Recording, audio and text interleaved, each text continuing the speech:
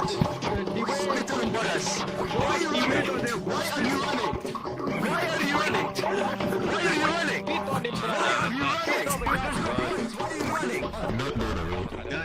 you running? Uganda. You might know this country as the home to the beautiful meme, Ugandan knuckles, also known as the ones who know the way. Or you might be a normal person who knows Uganda as a country in Africa. Either way, I'm here to tell you about it with this guy, Nicholas. Hey! But I'll just call him Nicholas because there are more letters in his name than the marker on this project. Also, before we get started, I hope you're okay with this quote-unquote movie. If you were expecting like a Star Wars sort of thing that's educational, I'm sorry. Yeah, we're sorry to let somebody down, but if this video or slideshow kind of thing gets a decent mark or a few compliments, we'll make a movie. But with all of those problems gone, let's get started. Alright, so firstly, let's start with the basic Uganda facts so you guys know what you're dealing with. Uganda is a country in East Africa right beside Kenya. The main languages of Uganda are actually English and Swahili, but a lot also speak Arabic. Also, 1/3 of the Ugandans are Christian, mainly Protestants, though other major religions in Uganda are Muslim and ATR, African Traditional Religion, which are indigenous African beliefs. One last thing is that Uganda actually has around 45 million people in it today, while Canada is sitting with just over 35 million today. Now, enough with the fun facts. In 1972, almost 8,000 Ugandan Asians came to Canada because of Ugandan leader Idi Amin. Not long after he gained power over Uganda, he wanted the innocent Asians to get out of his country. That was the first time Canada allowed a huge amount of non-European immigrants. But I wonder where the Ugandan people moved to. Oh, I can tell you that. 2 hours later. Okay, I'm back. Ugandans moved to Canada around Toronto, Quebec, and Winnipeg. If you look on a map from Uganda to Canada, they will get to Quebec first. Also, they possibly moved to Toronto so they can understand others, most likely because in Quebec they speak French. It also took a short amount of time to get into Canada because in 1970, Canada expanded their refugee policy and let more people in Canada faster and easier. Cool, but I wonder, how did they come to these places? I've heard that Ugandans moved to Canada by airplane. Awesome.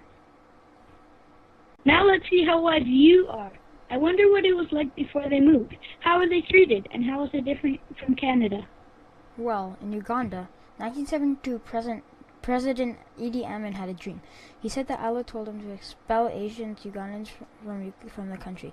Not long after, Idi Amin said to the Asian Ugandans that they had 90 days to leave the country or death. Canada, of course, had fair treatment to Europeans, but not so much as Asians. When they moved to Canada, it was a different story, and the weather in Canada was obviously a change to the humid weather Ugandans were used to. Not only did they let Ugandan Asians in Canada, but they gave them money and supported them. But they didn't have much money. Other than the government's donations, not a lot of people had enough for a living until they got jobs to make one. The Ugandans had plain old regular jobs. For example, they worked in car dealerships, they ran shops, and etc. Let's look at Uganda today. Did you know in Uganda the hottest months are December, January, and February? Uganda is really hot, but it's likely that a Ugandan would be used to rainfall. Not many Ugandans still travel to Canada today. Of course, today everyone is treated the same. Today it doesn't matter if you're European or Asian, since new presidents, leaders, and groups have come together to make Canada a better place. Right now there are almost 6,000 Ugandans in Canada and 1.2 thousand in Toronto.